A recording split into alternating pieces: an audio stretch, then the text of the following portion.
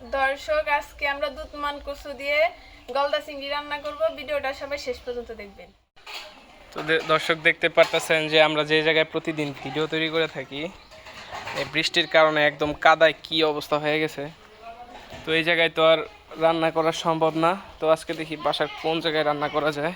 এই জায়গাটা কাদা টাদা নাই, এই জায়গার মধ্যে ভিডিওটা আজকে হয়ে যাব।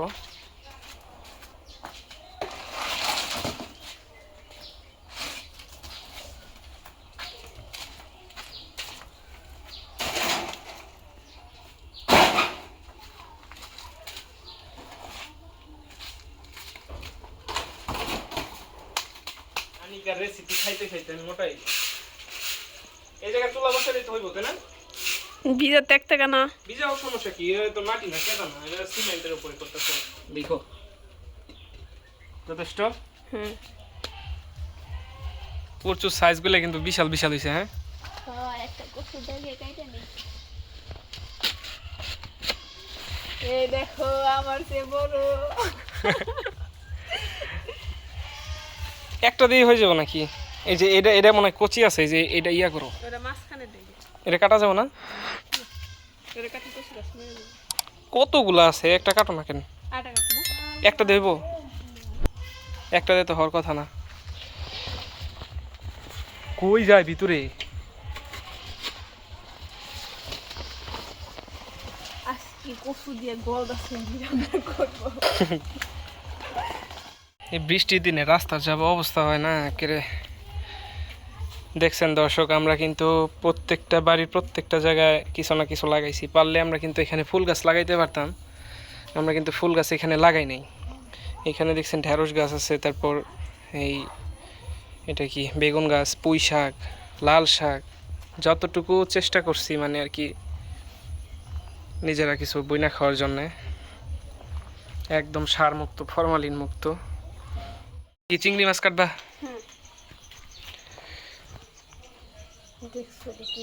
কেমন লাগতেছে দেখতে? এই যে ফ্রিজে আসছিল এই জন্য, তাই না? আনিকা, এটা যদি কাঁচা খাই পারো তোমার আমি 50 টাকা দিই। তোমার 50 টাকা তোমার পকেটে রেখে দেবো, কাজে লাগবে।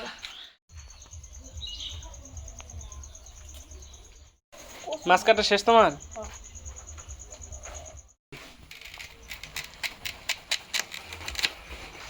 কচু শক্ত হয়েছে। এই জন্য তো বলছিলাম কচিটা কাটতে।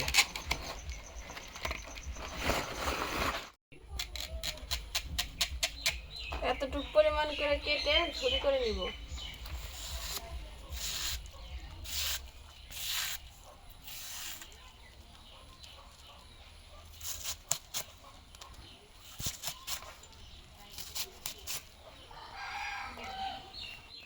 দর্শক দাঁড়ান, আপনাদের একটা মজার একটা জিনিস দেখাই।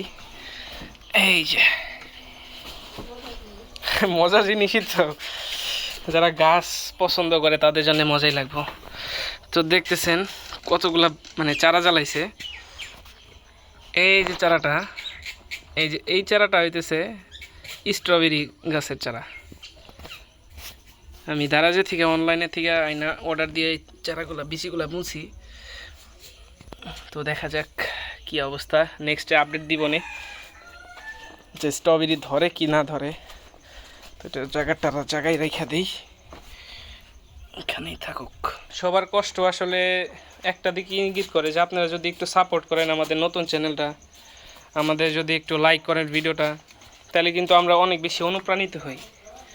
আপনারা দয়া করে প্লিজ, আমার জন্য না হলেও এই যে এদের জন্য যারা এই যে কষ্ট করতেছে, যে আমার দাদু, এই যে আনিকা, যারা কষ্ট করতেছে তাদের কষ্টের জন্য অন্তত একটা হলেও সাবস্ক্রাইব করে দিন। এরাও আসলে ভিডিও বানাইতে অনেক উৎসাহী হয়, যে এসে জিজ্ঞাসা করে যে কয়টা সাবস্ক্রাইব হইলো, কয়টা ভিউ হইলো। মানে আপনাদের ভালোবাসাটা আসলে অন্যরকম। বাগুন খাসি নয় বুঝলাম, এই যে এই জিনিসটা যে বানাইছে সুন্দর হয়েছে কিন্তু, তাই না? কিন্তু এই জিনিসটা কিন্তু একটা খাদ্যের অপচয়। এটা কিন্তু এটা কিন্তু একটা অপচয়। এই যে দেখছাও, এই যে একটা বানাইছে, এই যে আর একটা বানাইছে, মানে মানে কম দামি জিনিস তো মন চাইলো একটু কাইটা নষ্ট করলাম। এটার দাম যদি 500 টাকা কেজি হইতো না, তাইলে কিরম করতো? করতো না। তো খাবার অপচয় করা যাবে না।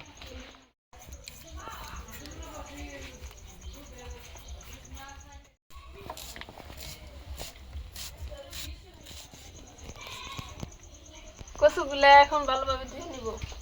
এই যে।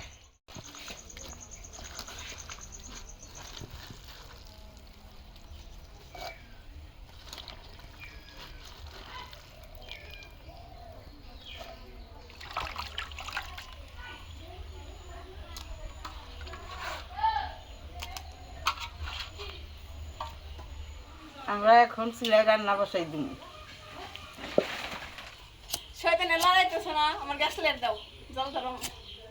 আগুন পেঁয়াজ মরিচ গুলা খেয়ালের মধ্যে দিয়ে দিলাম।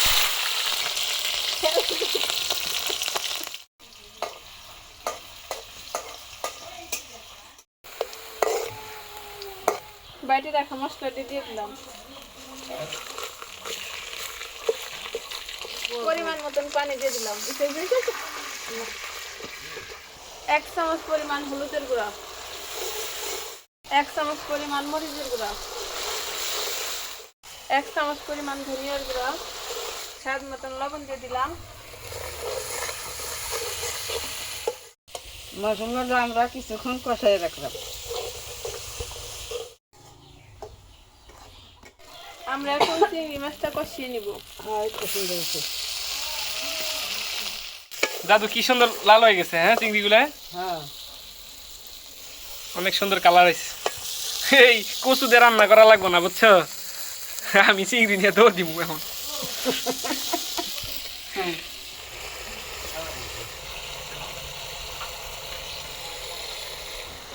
কচুটা আমরা কড়াইতে দিয়ে দিব এখন।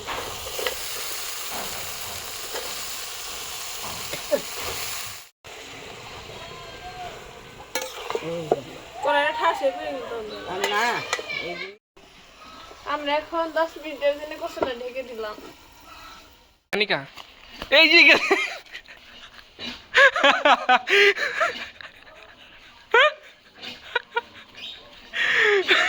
কেমন হলো ব্যাপারটা? এই যে আইয়ার এই আমাদের কচুটা কষানো হয়ে গেছে, হালকা একটু পানি দিয়ে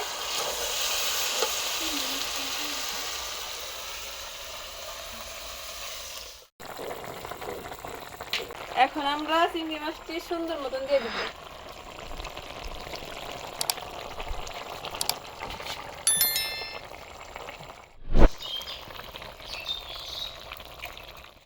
আমাদের তরকারি রান্না করা হয়ে গেছে, এখন ঢেলে নিব।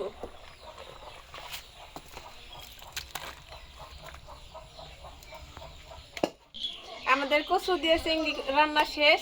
আপনারা বাড়িতে এভাবে রান্না করতে পারেন। তো দর্শক আজকের মতো এই পর্যন্ত এই ভিডিওটা, তো দেখা হইতেছে নেক্সটের কোনো ভিডিওতে। তো যারা যারা চ্যানেলটা সাবস্ক্রাইব করে নাই তাদের কাছে প্লিজ একটু অনুরোধ করলাম, আপনারা প্লিজ চ্যানেলটা সাবস্ক্রাইব করে দিন।